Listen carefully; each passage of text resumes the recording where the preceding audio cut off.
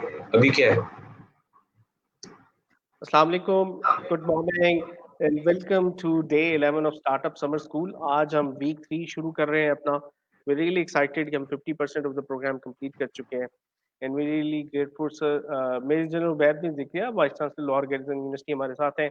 तो thank you very much for your vision, support and guidance which made it possible. You're welcome. Please go ahead. Today, I think it will be a long day for Yes, you. sir.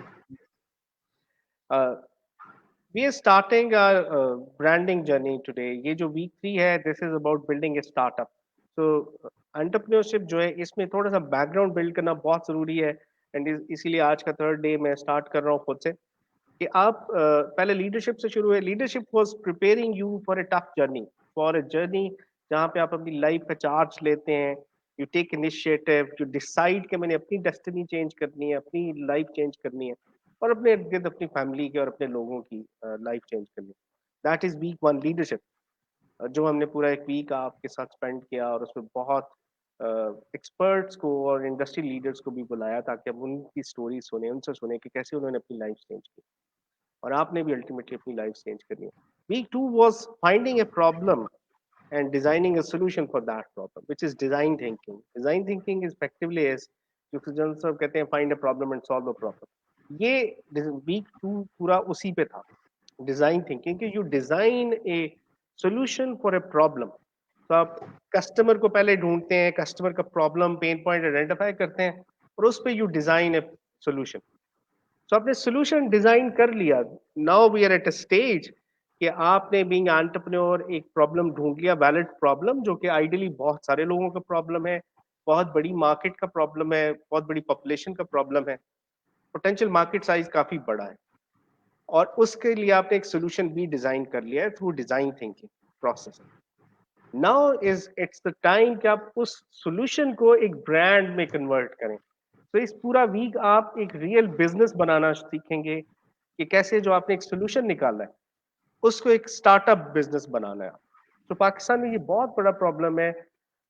This is our experience कि individually people are very talented, students, entrepreneurs, first time even entrepreneurs, they are brilliant कि वो solution design कर लेते हैं। थोड़ा सा gap ये था कि कस्टमर अलाइनमेंट में कमी थी, इसीलिए हमने डिजाइन थिंकिंग की पूरा एक वीक स्पेंड किया कि जो सोल्यूशन है उसको कस्टमर अलाइन कर लें आप।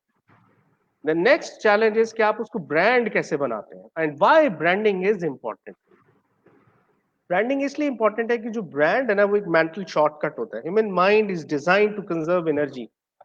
हमें शर्ट खरीदनी है और या पैंट खरीदनी है या शूज खरीदने हैं, तो उसके लिए आप आपके पास इतना टाइम नहीं जनरली होता कि आप गूगल पे बैठे और ये सर्च करें कि सबसे अच्छी शर्ट किसकी है या मेरी प्राइस रेंज के अंदर शर्ट्स कौन सी हैं। जनरली हम चाहते हैं कि कोई मुझे बता दे कि ये शर्ट अच्छी है इस प्राइस रेंज में, वो जाके ले लो, या कोई शूज मुझे रिकमेंड कर दे और मुझे अपने माइंड को, ह्यूमन माइंड को ज्यादा एनर्जी खर्च ना करनी पड़े उस डिसीजन को बनाने में। So brand is a mental shortcut. जब बहुत सारे लोग किसी चीज को ट्राई कर लेते हैं, उससे कन्विंस हो जाते हैं, सेटिस्फाइड हो जाते हैं, that's how that thing becomes a brand. इसमें बेहतरीन एग्जांपल अगर आजकल आप नाइकी के एक वीडियो बहुत पॉपुलर है, I like Steve jobs and Steve jobs also admire Nike. Nike जो है वो शूज सेल करता है, it's a shoes brand, but the most amazing thing is कि उन्होंने शूज को विच इज ए कमोडिटी एक ब्रांड बना दिया पूरी दुनिया में और उसको वो 300 टाइम्स 400 टाइम्स ज्यादा वैल्यू पे सेल करते हैं बिकॉज। और अगर आप नाइकी के एड्स देखें और अभी एक रीसेंट वीडियो जो उनकी बहुत पॉपुलर हो रही है and I will share it with you link में, कि उस पूरी वीडियो एड के अंदर किसी भी जगह पे they are not selling shoes.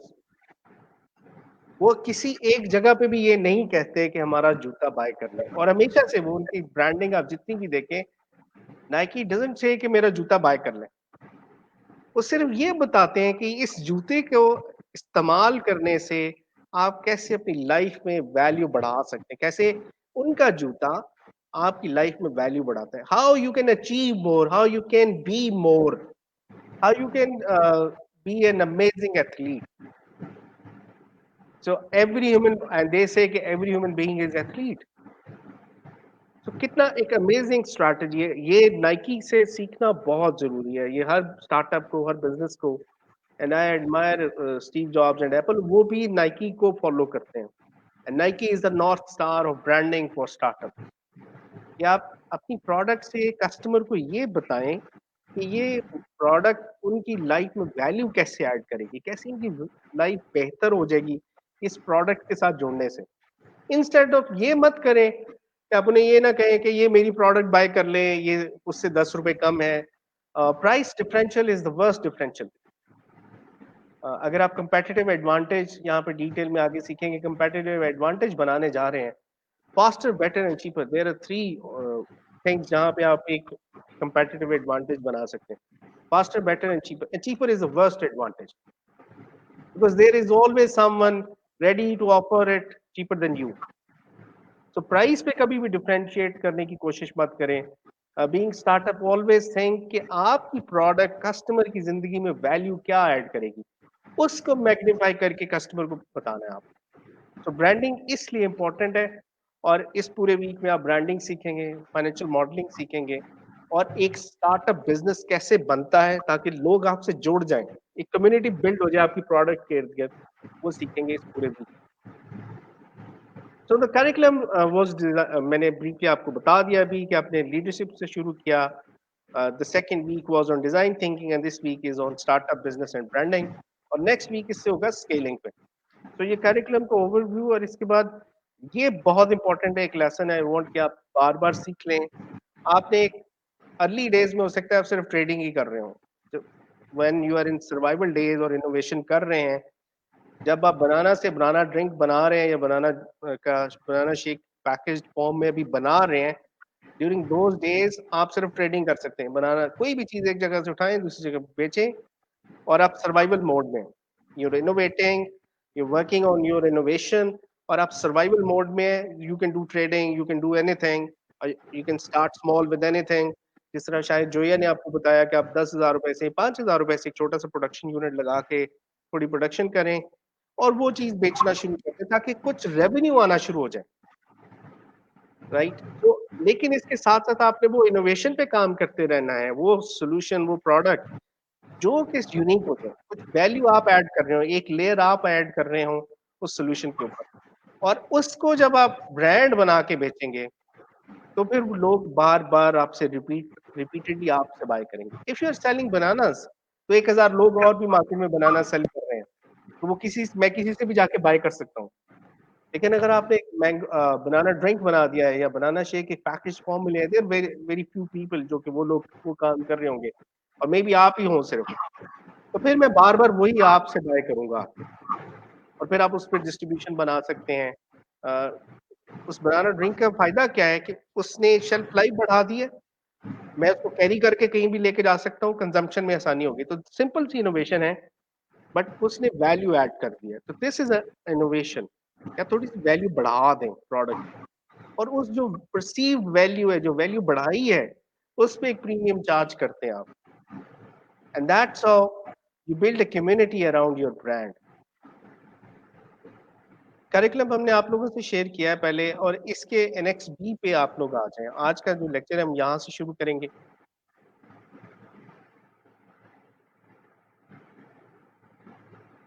इसमें किसी भी स्टार्टअप बिजनेस में डिजाइन थिंकिंग प्रोसेस में से गुजर चुके हैं, उसके बाद देयर आर 5 इंपॉर्टेंट स्टेप्स जो कि यहाँ पे नेक्स्ट बी में आपको गिवन है। This is like your complete startup playbook, कि अगर आपने स्टार्टअप बनाना है तो आपको ये 5 स्टेप करने हैं, लेकिन इसके लिए जरूरी है कि आप डिजाइन थिंकिंग एक दफा एक्सेस रन कर चुके हो। तो number 1 is customer persona. Walk करके आई थी। सो कस्टमर पर्सोनास के साथ आप शुरू करें। आपने डिजाइन थिंकिंग में डिटेल में पढ़ा है कि कस्टमर पर्सोनास कैसे बनाने हैं। मरियम वक्त ने आपके साथ पूरा एक ह्यूमन सेंट्रिक डिजाइन पे लेक्चर दिया आपको, और उसमें उन्होंने भी पर्सोना टेम्पलेट्स दिए आपको। You can use that also. हमने एक पर्सोना टेम्पलेट आपको दिया है, वो भी यूज कर सकते हैं। You can use any template, and what we recommend is कि ये जो इसकी नेक्स्ट बी है आपके करिकुलम का, ये हम आपको एडिटेबल दे देंगे। सो आई विल रिक्वेस्ट कि आप में से टीम के अंदर जितने भी लोग हैं, आपने बिजनेस मॉडल कैनवस से इस वीकेंड पे एज असाइनमेंट सबमिट किया है, इस वीकेंड की जो असाइनमेंट आएगी, वीक 3 की जो असाइनमेंट होगी, वो ये कंप्लीट एन एक्स बी होगा। ये आपके पास है, इसको अभी से देखना शुरू कर दें। कस्टमर पर्सोनाज आप पिछली वीक 2 में सीख चुके हैं। बिजनेस मॉडल कैनवस भी वीक 2 में सीख चुके हैं। बिजनेस मॉडल वैलिडेशन में भी कुछ डिस्कशन हुई है, इसको फाइनली हम यहाँ पे कंक्लूड करेंगे इस वीक के अंदर। और ब्रांड कैनवस जो है ना, this is what you are going to learn in this week, in week 3। Brand canvas आप इस वीक में डिटेल में सीखेंगे, और फाइनेंशियल मॉडल। तो इस वीक के अंदर, वीक 3 के अंदर जो स्टार्टअप के लिए आपको सारे एसेंशियल एलिमेंट्स हैं वो कंप्लीट हो जाएंगे। तो आपने वीक 3 के एंड पे ये 5 चीजें कंप्लीट करके एक पूरी की पूरी स्टार्टअप ब्रांड की, जो हम इसे एक गाइड बुक कहते हैं, वो एज ए असाइनमेंट सबमिट करना है। और आई विल सजेस्ट कि हर टीम मेंबर इंडिविजुअली इसको करे। अगर आपकी टीम में 3 लोग हैं तो हर टीम मेंबर इस एक्सरसाइज को करे, ताकि आपके पास अपने ही स्टार्टअप के लिए 3 सोल्यूशन आ जाए। Don't try to rely on one single solution. हम जनरली जो फर्स्ट टाइम एंटरप्रेन्योर्स हैं वो ये गलती करते हैं। They try to be obsessed with their idea, और वो एक आइडिया से स्टिक करना चाहते हैं। आइडिया से ज्यादा डेस्टिनेशन पे स्टिक करें कि किधर जाना है, और वो भी over the time you would realise कि चेंज होती रहेगी। Most of the people succeed in different direction from what they originally started. आप दुनिया में जितने बड़े सक्सेसफुल लोग हैं उनको देखें, they started in one direction, but वो सक्सेसफुल किसी थोड़ी सी डिफरेंट डायरेक्शन में हुए। तो वो फ्लेक्सिबिलिटी भी रखें, वो लीडरशिप क्वालिटीज से आता है, इसीलिए हमने लीडरशिप से स्टार्ट किया। तो आप में से स्टार्टअप टीम के अंदर 2 से 3 लोग, 4 लोग भी अगर हैं, तो 4 सोल्यूशन बनाएं। हर इंडिविजुअल इस एक्सरसाइज को करे, ताकि आपके पास अपने ही स्टार्टअप के लिए 4 पॉसिबल सोल्यूशंस आ जाए। अगर एक काम ना करे तो दूसरा कर सके, और दूसरा नहीं तो तीसरा, तो आपके पास थोड़ी वैरायटी आ जाएगी, ताकि आपके पास सक्सेस के चांसेस बढ़ जाएंगे। तो सबसे पहले कस्टमर पर्सोना हम बहुत डिटेल में लास्ट वीक में बिल्ड कर चुके हुए हैं। आई जस्ट स्किम थ्रू के आपने अपने कस्टमर को डिफाइन करना है, उसकी मोटिवेशंस क्या है, ब्रांड्स किन चैनल से खरीदता है, कौन से ब्रांड से इंस्पायर्ड है। इसके बाद आप बिजनेस मॉडल कैनवस पे आ जाते हैं। बहुत डिटेल में हम बिजनेस मॉडल कैनवस आपके साथ कवर कर चुके हुए हैं। अ, आपने मोस्ट इंपॉर्टेंट थिंग इज की वैल्यू प्रोपोजिशन। और एक चीज अगर मैं रिपीट करूं, right hand side is value and left hand is customer. तो ये वैल्यू अपने कस्टमर को कैसे डिलीवर करेंगे, दिस इज चैनल। और फीडबैक कैसे लेंगे, दिस इज कस्टमर रिलेशनशिप। तो बिजनेस मॉडल कैनवस के यही एसेंशियल पार्ट है। अगर आपने ये क्रैक कर लिया, तो बाकी आप ये प्रोडक्ट बनाएंगे कैसे, ये वैल्यू क्रिएट कैसे करेंगे, पैसे खर्च कहाँ करेंगे, दिस इज कॉस्ट स्ट्रक्चर। और पैसे वापस कहाँ से आएंगे, दिस इज रेवेन्यू स्ट्रक्चर। तो this is business model canvas. तो आप इसको कॉन्सेप्चुलाइज करें और अच्छे तरीके से समझें। आपको इसको याद करने की जरूरत नहीं है, कॉन्सेप्चुअली बिल्ड कर लें। और आपका बिजनेस मॉडल कैनवस आपके बेड के सामने पेस्टेड होना चाहिए आइडियली। हर दिन उठें, इसी को देखें, इसको इम्प्रूव करते चले जाएं continuously. And then next is business model validation. Business model validation पे हमने लास्ट वीक में भी डिस्कशन की, बट मैं थोड़ा सा फाइनली इसको आपको एलेबोरेट कर देता हूँ, बिकॉज अब now you are in a better position कि आप बिजनेस मॉडल वैलिडेशन को समझ सकें। Empathy number 1। Business model canvas के अंदर देयर आर 3 मेन सेगमेंट्स। अगर इसको डिवाइड करना चाहें, डिजायरेबिलिटी, फिजिबिलिटी, वायबिलिटी। कि आपका बिजनेस मॉडल कैनवस का जो राइट साइड है, जिसमें value proposition, customer segment, channel and customer relationship, ये 4 चीजें डिसाइड करते हैं कि बिजनेस मॉडल, कोई प्रोडक्ट कितना डिजायरेबल है।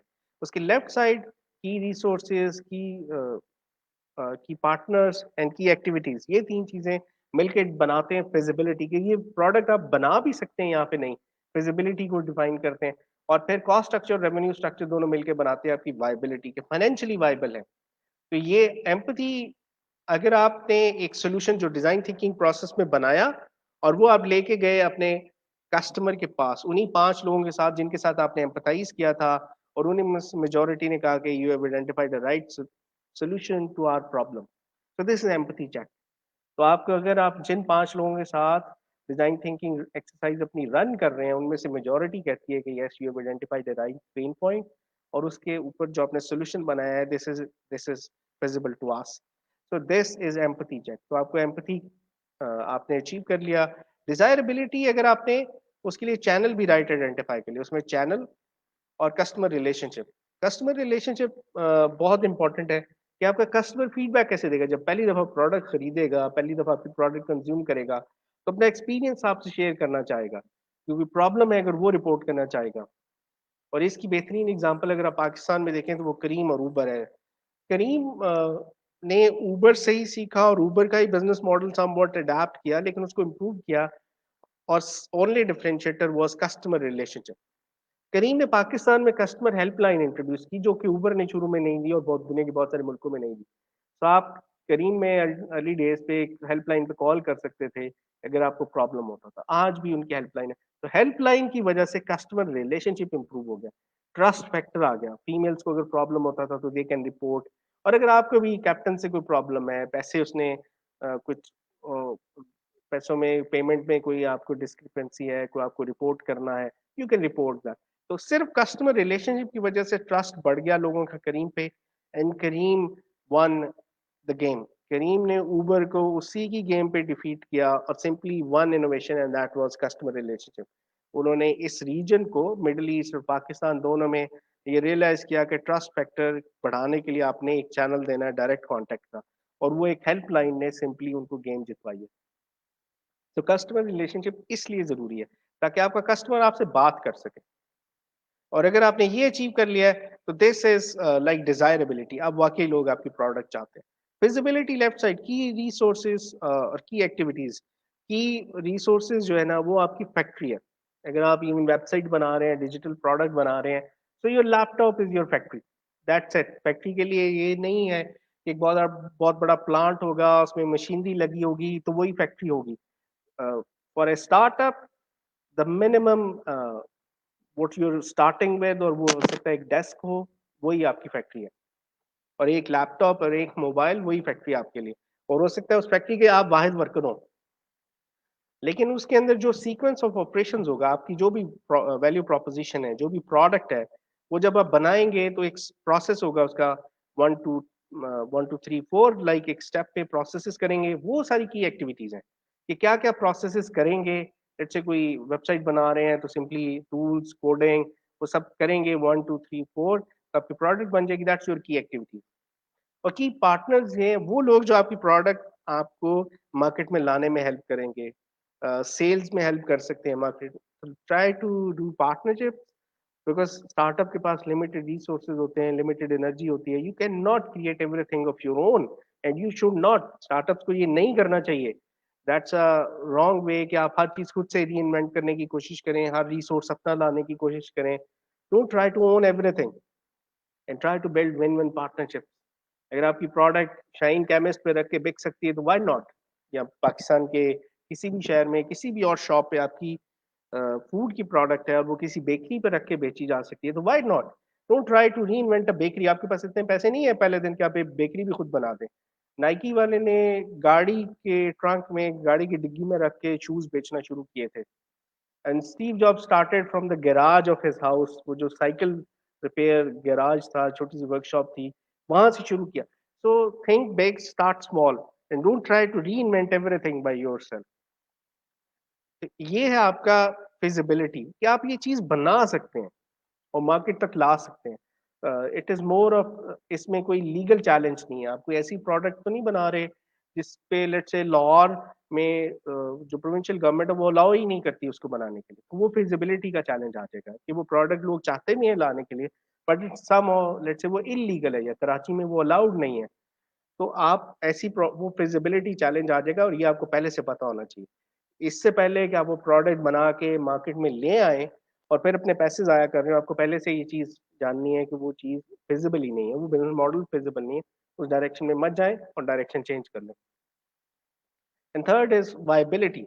वायबिलिटी जो है ना, वो फाइनेंशियल है सिंपली। कितने की चीज़ बनेगी, कितने की बिकेगी। At some point from 6 months to 18 months उसको ब्रेक इवन करना चाहिए आइडियली। कि आपकी प्रोडक्ट लेट से 100 रुपए की बन रही है और 125 रुपए में आप बेच सकते हैं, तो there is a differential of 25%। तो आपके पास कुछ सिग्निफिकेंट डिफरेंशियल होना चाहिए। टैक्सेशन के बाद आपके पास 15% प्रॉफिट रह जाएगा लेट से। तो आपके पास आपकी कॉस्ट और प्राइस में एक डिफरेंशियल आना चाहिए।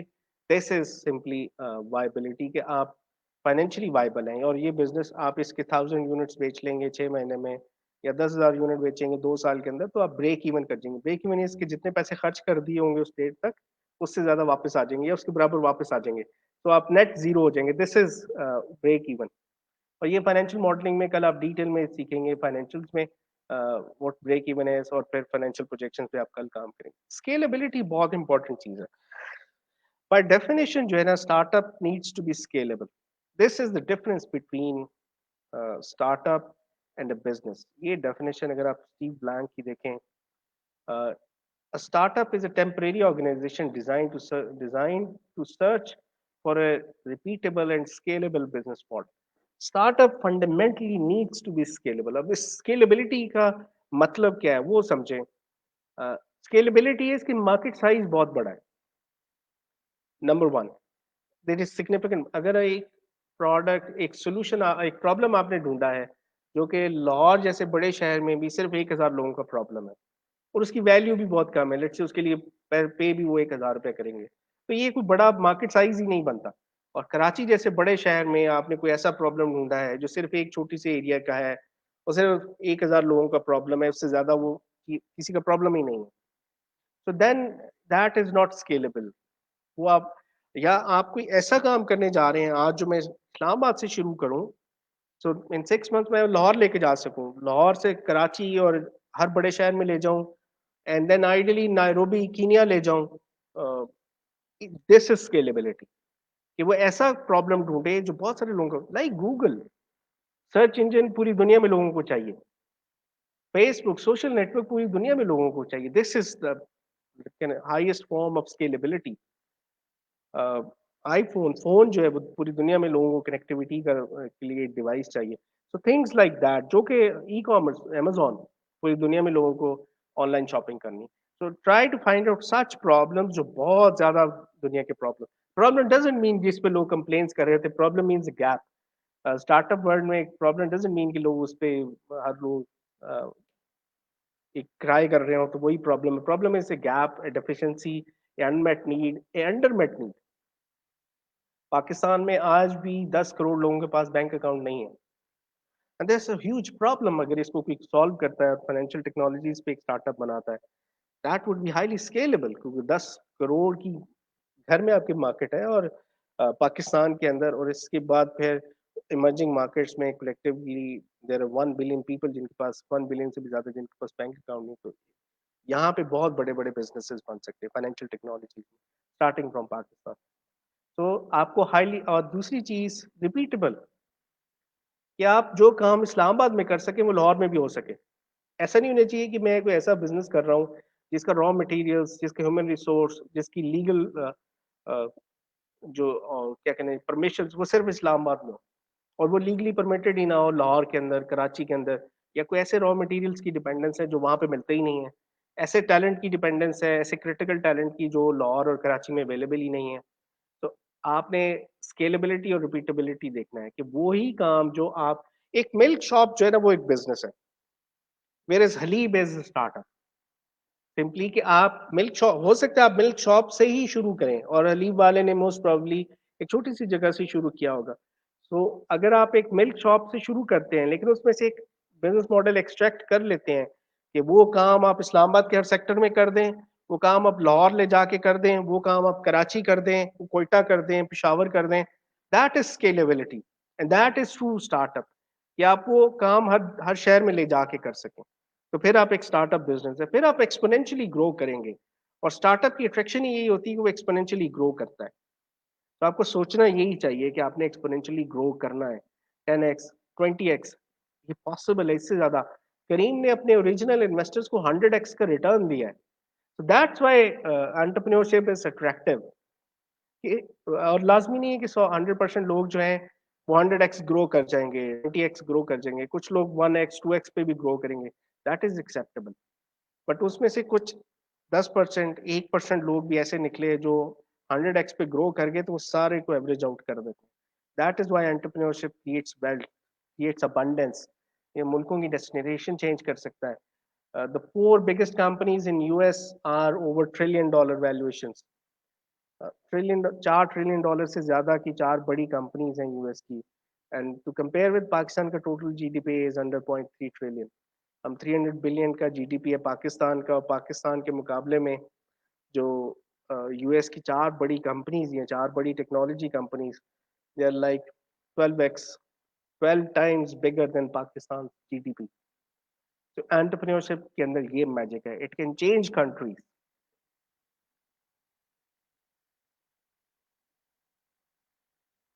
So coming back to our scalability, cost of customer acquisition, जो नंबर वन चीज यहाँ पे स्केलेबिलिटी डिटरमिन करेगी आपके स्टार्टअप की. तो मार्केट साइज है, लेकिन उसके साथ उसके अंदर अगला जो की मैट्रिक होगा ना, वो कॉस्ट ऑफ कस्टमर एक्विजिशन है, कि आपके पास हर अगला कस्टमर कितने पैसे खर्च करने पे आता है.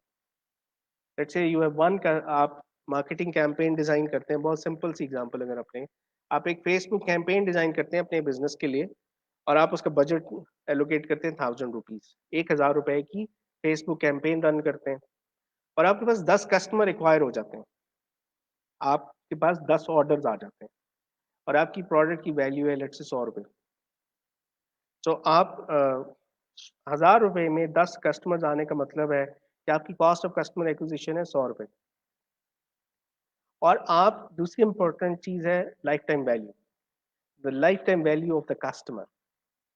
Cost of customer acquisition and life time value generally, and I, लोग 2 साल भी कहते हैं, बट मैं सजेस्ट करता हूँ स्टार्टअप्स को कि आप देखें कि आपका कस्टमर 1 साल में आपसे कितनी परचेज करेगा. जैसे आपकी प्रोडक्ट की वैल्यू 100 रुपये है, और वो आपकी प्रोडक्ट ऐसी है कि वो हर महीने में एक दफ़ा बाय करेगा, तो आपसे वो 1 साल में 12 टाइम्स बाय करेगा. 12 टाइम्स इन 200 रुपीज़, 1200 रुपीज़, 12 को ज़रब दे 100 रुपये से, तो 1 साल में वो आपको 1200 रुपये का रेवेन्यू दे देगा. तो this is life time value of customer, कि कस्टमर आपको 1 साल में 1200 का रेवेन्यू देगा, और आपने 100 रुपये खर्च करके, आपने 1000 की कैंपेन रन की, और उसमें से एक कस्टमर आ गया, आपने 100 रुपये खर्च करके कस्टमर एक्वायर कर लिया. Cost of customer acquisition to life time value, ये रेशियो जो है ना, ये क्रिटिकल है. Starting from a cycle store all the way up to airline, this is single most critical thing, कि आपका कस्टमर कितने पैसे खर्च करके आप नया कस्टमर एक्वायर कर रहे हैं. और इवन आज जो बड़े बड़े बोर्ड रूम्स हैं, बड़ी स्टैब्लिश कॉर्पोरेट्स हैं, उनका भी इस एक ही मैट्रिक पे नजर होती है कि नया कस्टमर कितने पैसे खर्च करके आ रहा है. और व्हेन यू ग्रो और नेटवर्क इफेक्ट क्रिएट करते हैं लाइक करीम एंड उबर, तो आपके पास this value goes to close to zero, the cost goes to close to zero. कि वर्ड ऑफ माउथ पे लोग एक दूसरे को बता रहे होते हैं कि यार करीम इज वेरी गुड, आप करीम ट्राई करें, और आपको मार्केटिंग किए बगैर लोग वर्ड ऑफ माउथ पे आपकी मार्केटिंग कर रहे होते हैं, और दिस वैल्यू गोज डाउन, और क्लोज टू जीरो कॉस्ट पे नया कस्टमर आ रहा होता है. So cost of customer acquisition to lifetime value ratio should be greater than 3.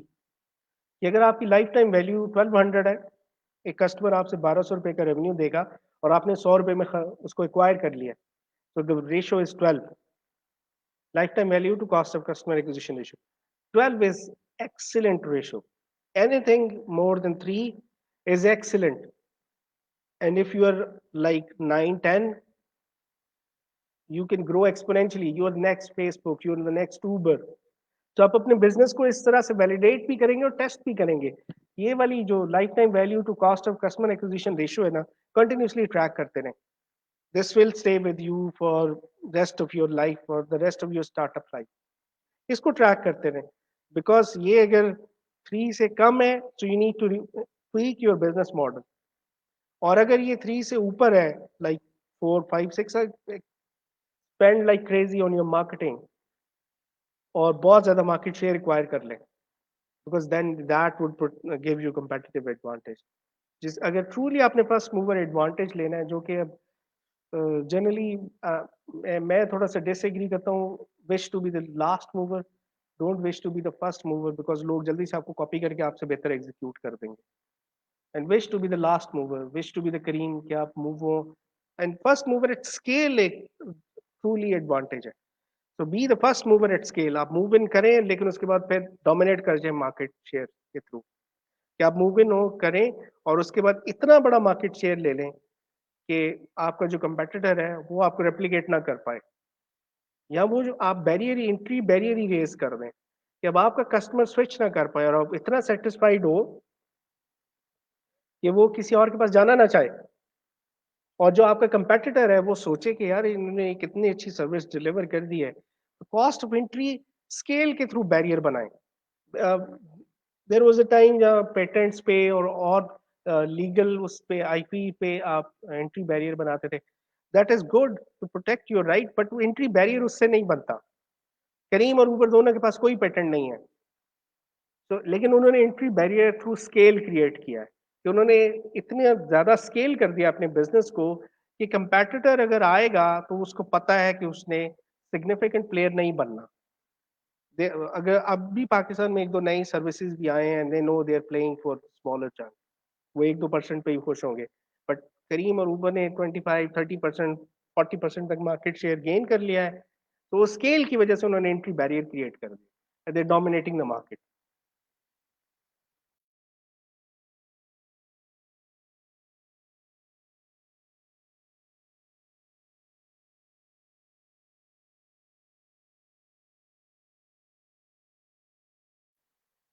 ये आपसे शेयर्ड है.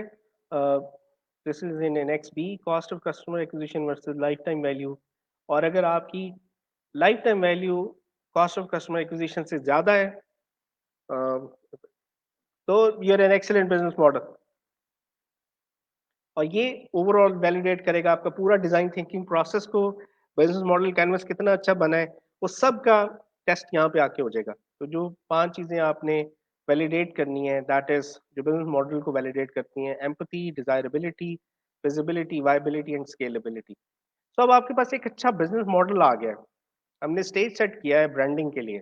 एक्चुअली हम ब्रांडिंग आज पढ़ने जा रहे हैं, लेकिन ब्रांडिंग आइसोलेशन में कुछ नहीं है, उसके पीछे एक तगड़ा बिजनेस मॉडल चाहिए. और वो आप एक प्रोसेस के थ्रू लेकर, यही हमारा बिलीव है. हम क्यों ये बिलीव इन दिस प्रोग्राम कि हम एक स्ट्रक्चर तरीके से आपको इनोवेशन का फ्रेमवर्क दे रहे हैं. जहाँ आप लीडरशिप से स्टार्ट करते हैं, यू रियलाइज कि every day you need to be a better version of yourself. आप फिर डिजाइन थिंकिंग एक माइंडसेट बना लेते हैं that you need to solve problems. Design thinking की सिंपल लर्निंग ये है आपकी. एंड देन नेक्स्ट इज कि अब आपने बिजनेस मॉडल बना लिया, उसमें से एक एक्सट्रैक्ट कर लिया है, आपने एक जनरल प्रॉब्लम ढूंढा है, उसको सोल्यूशन बनाया है उसका, उसके ऊपर एक ब्रांड क्रिएट करें. Don't try to create a brand on based on your idea, क्योंकि फिर कस्टमर उससे रेजोनेट नहीं करेगा, कस्टमर उससे एफिलिएट नहीं कर पाएगा. तो अब हम जाते हैं ब्रांड कैनवस पे. तो अब एक जिस तरह ब्रांड के लिए भी एक सिंपल सा टूल हम आपको प्रोवाइड कर रहे हैं, जो हम आपको सिखाएंगे भी आज कि कैसे अपने एक ब्रांड बिल्ड करना.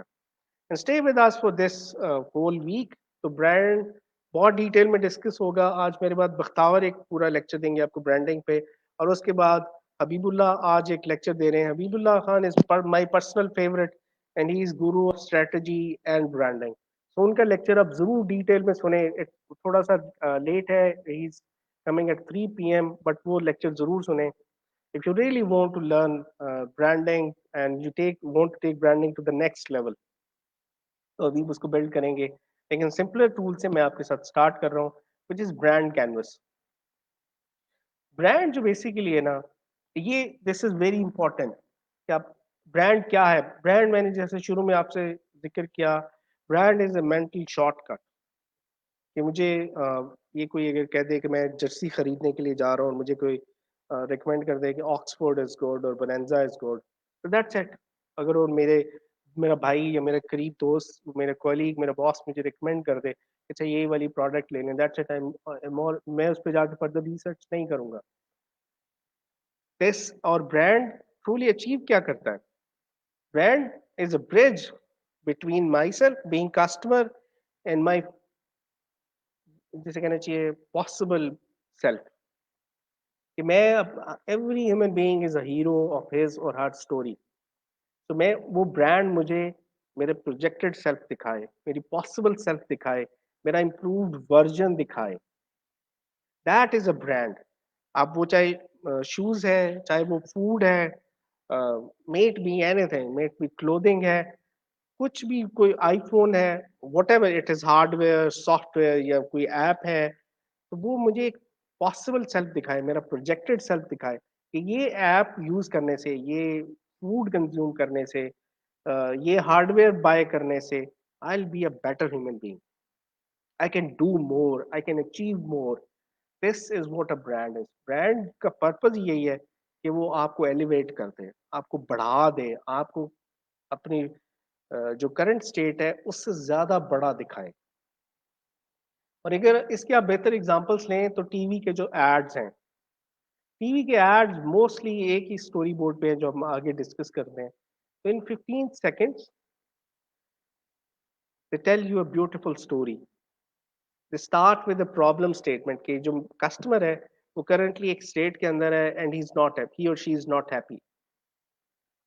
उसके बाद लेट्स से जो फूड के मोस्टली एड्स होते हैं, यू विल सी के people craving for food and they not satisfied. उसके बाद उनको कोई स्नैक मिला, कोई आइसक्रीम मिली, एनीथिंग, और वो once they consume that they are happy.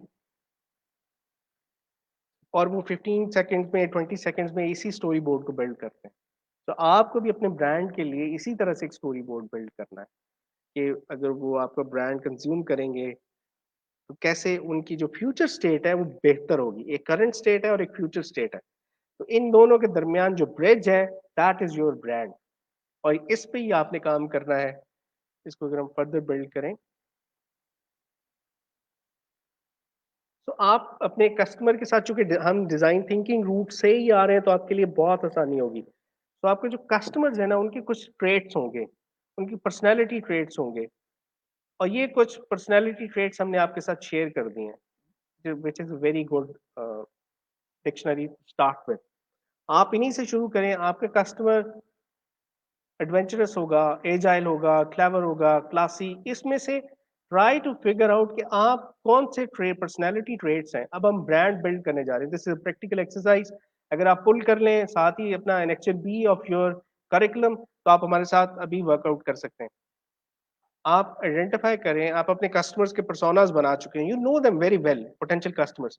उन्हीं में से एक्सट्रैक्ट करें कि उनके पर्सनैलिटी ट्रेट्स कौन से हैं आपके कस्टमर्स के। सो 4 से 5 personality traits that represents your potential customers, वो पिक कर लें जो कि आपको पर्सोना से मिलेंगे।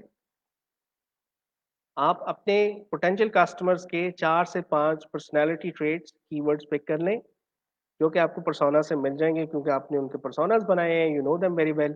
वो पिक करके इस पर्सनैलिटी मैट्रिक्स पे आ जाए, कलर पर्सनैलिटी मैट्रिक्स। सो जो आपके ब्रांड के कलर हैं इवन, वो भी कस्टमर्स के पर्सनैलिटी ट्रेट से डिक्टेट होंगे, उससे आप एक्सपेक्ट करेंगे कि आपका कस्टमर किस तरह की सोच है, उसकी क्या एस्पिरेशंस हैं, उसके मुताबिक आप कलर्स पिक करेंगे। और आपके पास ये एक गाइडलाइन अवेलेबल है कि red colour exciting, fiery, bold, loving, aggressive, active, desire. अगर इस तरह के आपके पर्सनालिटी ट्रेट्स हैं कस्टमर के, तो यू पिक रेड कलर। और अगर क्रिएटिव है, एंथुजियाज्म है, एक्साइटिंग है, सक्सेस, करेज, इस तरह के पर्सनालिटी ट्रेट्स हैं, यू पिक ऑरेंज। तो अब आप इसको मैप करना शुरू करें। बड़े बड़े पाकिस्तान के जो ब्रांड्स हैं, टेलकोस, जिनके रोज टीवी पे ऐड आते हैं, तो you will try to figure out कि वो किन कस्टमर सेगमेंट्स को टारगेट कर रहे हैं। इसी तरह से पर्सनैलिटी ट्रेट्स की बेसिस पे आप अपने कलर पिक करेंगे, 1 और 2। It can be more than 2, but I recommend कि आप 2 से ज्यादा कलर्स नहीं पिक करें। 1 या 2 ब्रांड कलर्स पिक कर रहे हैं। यहाँ पे अगर आप उन मैप करेंगे, ये प्रैक्टिकल एक्सरसाइज है। आप ट्रेट्स लिखेंगे अपने कस्टमर्स के, तो आपके सामने कलर्स रिफ्लेक्ट हो जाएंगे कि कौन से 1 या 2 आपके ब्रांड के कलर्स हैं। यहाँ से आपने ब्रांड कलर पर्सनैलिटी मैट्रिक्स से आपने अपने ब्रांड के कलर्स पिक कर लिए। नेक्स्ट स्टेप पे हम आएंगे कि आप अपने ब्रांड का नाम कैसे रखेंगे। तो इसके लिए भी ये भी प्रैक्टिकल वर्कशीट है। व्हाट यू डू इज कि स्टेप 1 में जो आपके कंपिटिटर्स हैं उनके नाम लिखेंगे।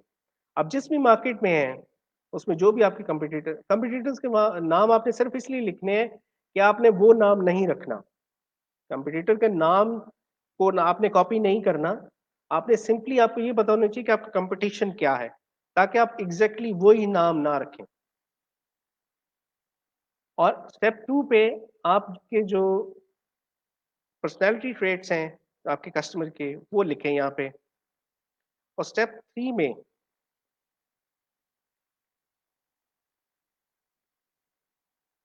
आप इनके कॉम्बिनेशन से कुछ नाम बनाएं। लाइक इस आपके सॉरी, स्टेप 2 में आपका ब्रांड क्या सबसे ज्यादा रिप्रेजेंट करता है, किन चीजों को। लाइक अगर आप सोलर एनर्जी का ब्रांड बनाने जा रहे हैं, तो आपका ब्रांड किन चीज़ों को सबसे ज़्यादा रिप्रेजेंट करता है, उनके noun, like green, clean, solar, sun, इस तरह के जो कीवर्ड्स हैं जो प्राइमरीली आपके बिजनेस को रिफ्लेक्ट करते हैं, वो कीवर्ड्स आप लिखेंगे स्टेप 2 पे।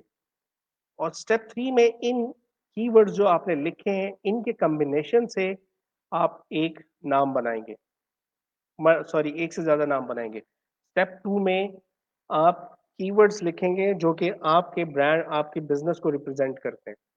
अगर आप सोलर एनर्जी का ब्रांड बनाने जा रहे हैं, तो सन, सोलर, लाइट, क्लीन, ग्रीन, इस तरह के जो भी नाउन्स आपके जहन में आ रहे हैं, जो आपके बिजनेस को शोकेस कर रहे हैं, आपके बिजनेस के बारे में बता रहे हैं या आपके बिजनेस से एसोसिएटेड हैं, वो लिखने शुरू कर दें। स्टेप 3 में आप इनके कम्बिनेशन से कुछ पॉसिबल नाम बनाएंगे और 3 से 4 नाम बनाएं।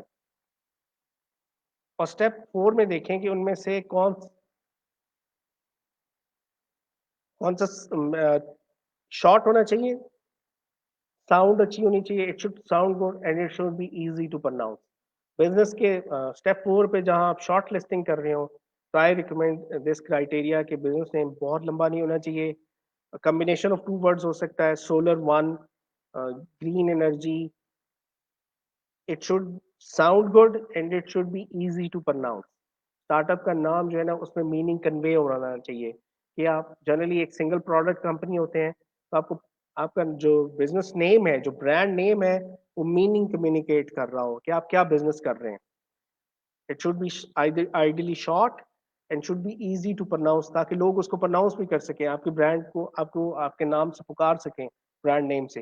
एंड स्टेप 4 में उसमें से कोई एक पिक कर लें। अगर आपने 2 शॉर्टलिस्ट किए, तो उनमें से एज ए टीम डिसाइड करें कि कौन सा ब्रांड नेम आपके बिजनेस को बेहतर रिप्रेजेंट करता है, तो वो ब्रांड नेम पिक कर लें।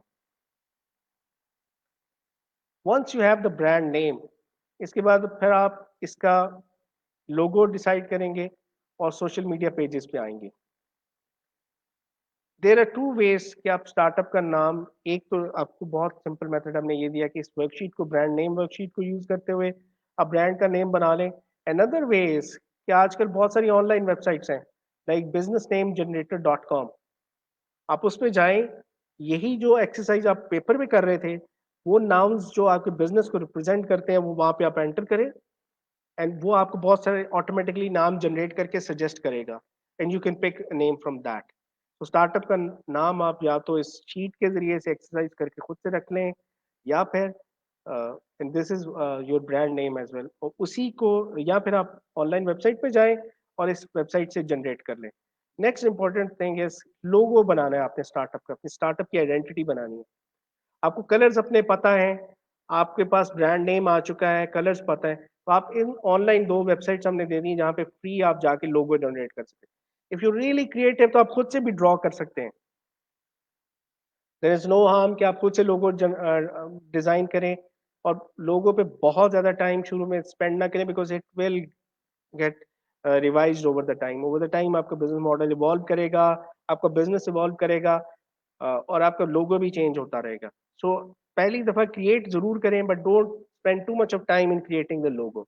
या लोगो खुद बना लें, या ये ऑनलाइन सोर्सेज जो हमने आपसे शेयर किए हैं, websites free logo design dot O R G है, ब्रांड क्राउड डॉट कॉम है, इन पे जाके आप अपना लोगो क्रिएट कर लें। And the next thing is कि आप इन जब once you have the brand name, brand colours और लोगो, तो फिर अपने सोशल मीडिया पेजेस बना दें, बिकॉज सोशल मीडिया के सारे प्लेटफॉर्म्स फ्री हैं, और वहाँ पे आपकी आइडेंटिटी क्रिएट करना, it takes very little time of you, and कोई इन्वेस्टमेंट नहीं है। तो $0 आपकी एफर्ट है, आपका सिर्फ टाइम है, आप इन्वेस्ट करेंगे और आप अपने स्टार्टअप की आइडेंटिटी क्रिएट कर देंगे, उसके सोशल मीडिया पेजेस लाइव हो जाएंगे। नेक्स्ट आ जाता है कि उन सोशल मीडिया पेजेस को मैनेज कैसे करेंगे। अगर आपने 3-4 पेजेस अपने क्रिएट कर दिए,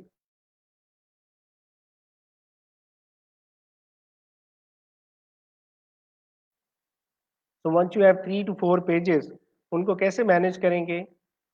there is a platform by the name of buffer.com। So buffer क्या करता है, buffer.com पे आप अपना अकाउंट क्रिएट करते हैं, इट्स फ्री। तो आप अपने 3 से 4 social media accounts like Twitter, Facebook, LinkedIn, Instagram, वो सारे के सारे एक जगह कनेक्ट करते हैं। और आप एक पोस्ट डिजाइन करते हैं बफर से और वो पोस्ट करेंगे तो वो अक्रॉस ऑल प्लेटफॉर्म्स चली जाएगी. So that's the beauty of such social media management platforms like Buffer. कि आपने सोशल मीडिया पेजेस अपने 3-4 प्लेटफॉर्म्स पे क्रिएट करे, उनको कनेक्ट किया ला के बफर से, और एक पोस्ट आपने जनरेट की और वो आपके तमाम सोशल मीडिया पेजेस पे चली जाएगी. तो दैट्स हाउ दुनिया को पता लगना शुरू हुआ कि आपने कोई बिजनेस शुरू किया है, और कस्टमर्स उसके थ्रू आप तक पहुंचना शुरू करेंगे. ये भी आप ऐसे असाइनमेंट इस वीक में करेंगे. नेक्स्ट आ जाता है आपने आपकी ब्रांड की पोजीशनिंग. आपने मार्केट को स्टडी किया कि आपका कंपटीशन किधर है. तो इसमें कॉस्ट और क्वालिटी का एक ग्रिड बनाया बहुत सिंपली. इट्स वेरी इजी कि आप अपने आप को कॉस्ट और क्वालिटी ग्रिड पे देखें कि आपके और अपने कंपटीशंस को सबसे पहले मैप करें इसके ऊपर कि आपका competition a high cost high quality provide कर रहा है और competition B is low cost low quality provide कर रहा है. तो आपने अपने आप को कहाँ प्लेस करना है कंपटीशन के मुकाबले में, where you want to be. आपका ब्रांड जो है वो, and I said earlier as well, कि सिर्फ कॉस्ट पे मत compete करें. डोंट जस्ट से कि आप लो कॉस्ट है और सिर्फ इसलिए लोग आपको बाय करेंगे. ये कोई भी आपको ऑफसेट कर देगा आके जल्दी से.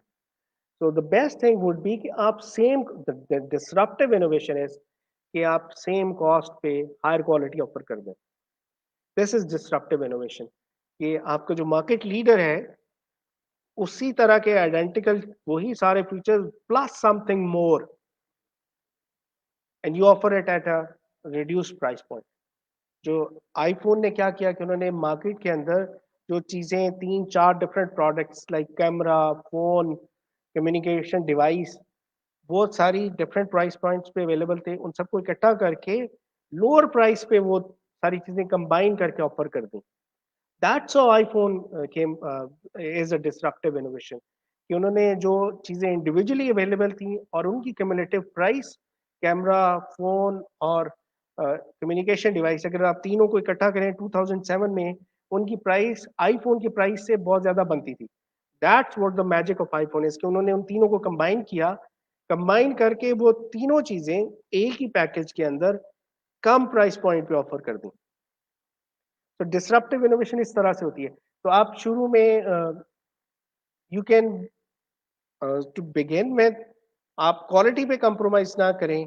आप अगर फीचर एक कम ऑफर कर रहे हैं तो फिर प्राइस पे भी कम ले जाएं. बट आई रिकमेंड जनरली कि आप इस तरह की पोजीशनिंग बनाएं, अपनी क्वालिटी हायर रखें, क्वालिटी पे बिल्कुल कंप्रोमाइज नहीं करें, बिकॉज क्वालिटी आपको लॉन्ग टर्म जो है कंपेटिटिव एडवांटेज प्रोवाइड करेगी.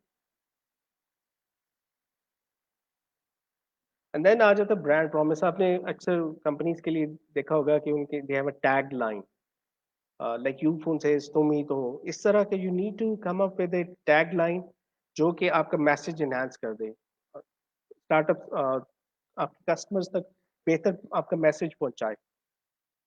और इसको हम ब्रांड प्रॉमिस भी कहते हैं. दैट इज कि what you will deliver to the customer. आपका एक नाम है, लेट्स से सोलर वन, आप सोलर की अगर कंपनी है तो आप किस तरह से, like you want to make this world green, तो आपके ब्रांड का प्रॉमिस क्या है, क्या आप डिलीवर करना चाहते हैं.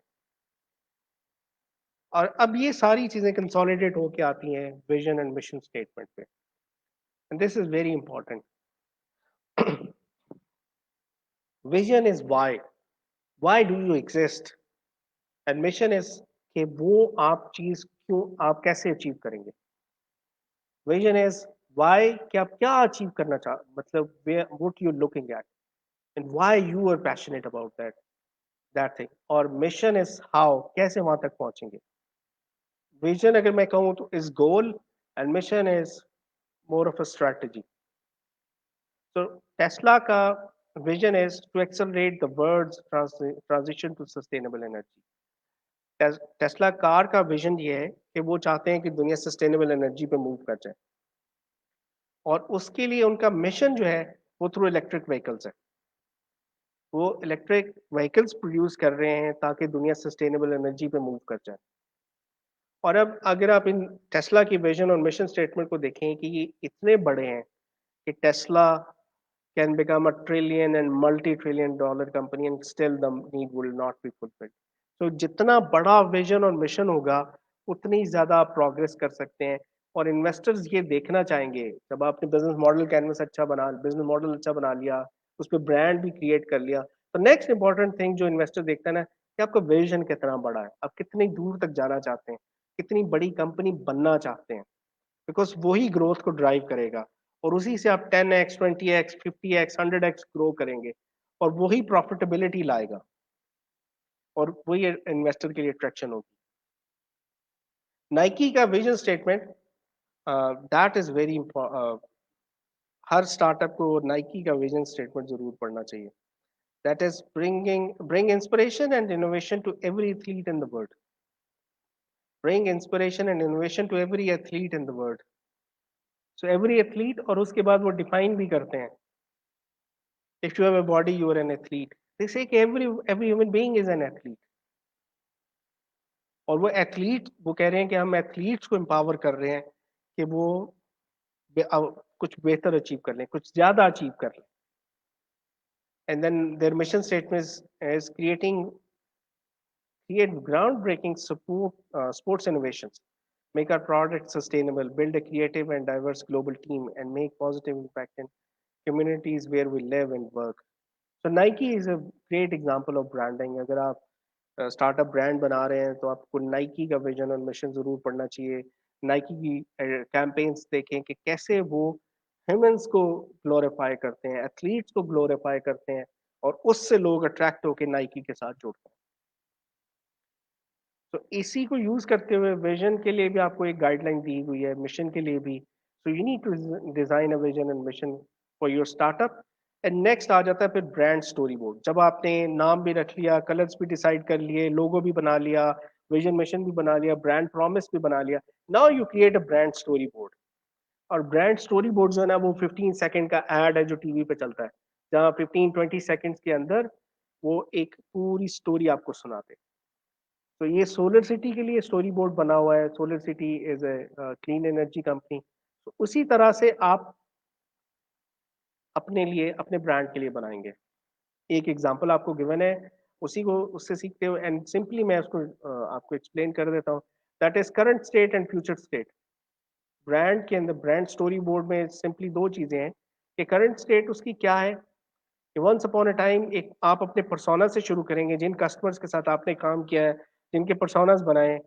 वो करंटली क्या डिफिकल्टी फेस कर रहे हैं करंट स्टेट आप उनकी बताएंगे अगर फूड क्या है तो लेट्स से फूड के अंदर वो देयर प्रॉब्लम्स आर करंटली अगर क्लीन एनर्जी का स्टार्टअप है तो करंटली आपका कस्टमर क्या डिफिकल्टीज फेस कर रहा है नेक्स्ट इज फ्यूचर स्टेट कि अगर आपकी प्रोडक्ट उनकी लाइफ में आ जाती है तो कैसे वैल्यू ऐड होती है कैसे उनकी लाइफ चेंज हो जाती है तो this is the brand story board जो कि इफेक्टिवली आपकी जो मार्केटिंग कैंपेन्स हैं वो इस तरह से डिजाइंड होनी चाहिए इवन अगर ग्राफिक्स में भी आप मैसेज कम्युनिकेट कर रहे हैं ऑन सोशल मीडिया चैनल्स तो इस तरह से एक स्टोरी बोर्ड बना के करें ताकि लोग and human mind is addicted to stories by the way और अगर आप सारे के सारी होली बुक्स देखें Quran Pak Bible they are full of stories because creator knows के ये ह्यूमन माइंड जो है ना वो स्टोरीज के लिए एडिक्टेड है स्टोरी से हमें जल्दी मैसेज समझ आता है और अगर आप सारी की सारी मार्केटिंग कैंपेन्स देख लें देयर स्टोरीज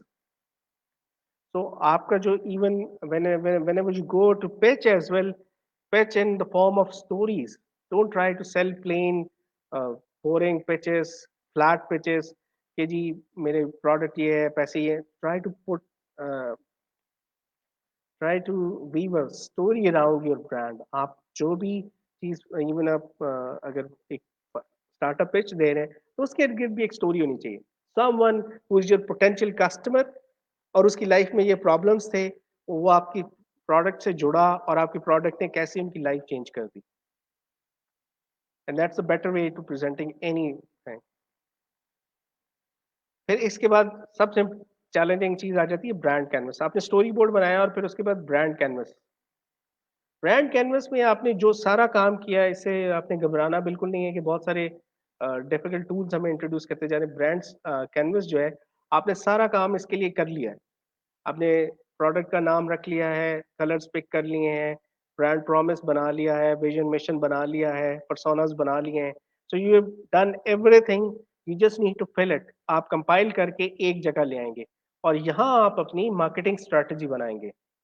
जो आपने सारा काम किया है उसकी मदद से आप अपनी स्ट्रैटेजी बनाएंगे कि आपने अवेयरनेस कैसे क्रिएट करनी है, ब्रांड की अवेयरनेस कैसे क्रिएट करेंगे, आप उसकी सेल्स के चैनल्स कैसे डिफाइन करेंगे, प्रोडक्ट डिलीवर कैसे होगी, और आफ्टर सेल्स अगर आप सर्विस रखना चाह रहे हो तो इस वो जो सारा काम आपने किया है वो कंसोलिडेट होके यहाँ आ जाएगा ब्रांडिंग का, और यहाँ से आपकी मार्केटिंग स्ट्रैटेजी बन जाएगी। सो this is a lovely tool. So business model canvas पहला, स्टोरी बोर्ड इसी के अंदर आ जाता है। सेकंड इंपॉर्टेंट चीज है brand canvas, business model canvas, brand canvas, और इसके बाद कल डिस्कस होगा फाइनेंशियल मॉडल। तो ये तीन एसेंशियल डॉक्यूमेंट्स हैं, ये तीन सुपर क्रिटिकल डॉक्यूमेंट्स हैं फॉर एनी स्टार्टअप। सो आपको ये तीन डॉक्यूमेंट, ये तीन पेजेस पे ये चीज बना के कंटिन्यूसली इंप्रूव और रिवाइज करते रहना है। अगर आपके पास कभी भी आप कैरी कर रहे हो तो ये तीन पेजेस होने चाहिए, business model canvas, brand canvas and financial model. And this is everything of your startup. हर चीज इन्हीं तीन डॉक्यूमेंट्स में से, इन्हीं तीन पेजेस में से निकल रही है, और ये तीन आपके रेफरेंस बाइबल हैं, इन्हीं को इम्प्रूव करते रहे इटरेशंस में। और ये एक हमने आपको सैंपल ब्रांड कैनवस शेयर कर दिया है। ये प्लेन ब्रांड कैनवस अवेलेबल है आपके लिए। फाइनेंशियल मॉडलिंग कल डिस्कस होगी। And with this we come to conclusion of the branding lecture.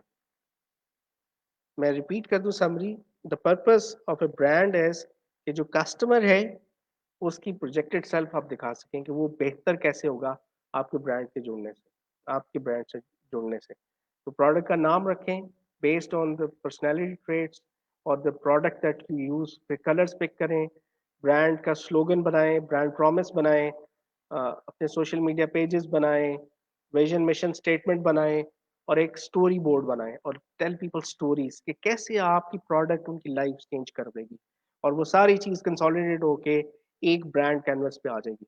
So number one document was business model canvas, number two document is brand canvas, and number three will be financial model जो कि कल discuss होगा। तो thank you very much, will take a short break और उसके बाद फिर branding को ही फर्दर बिल्ड करेंगी मुख्ताबर। So thank you very much.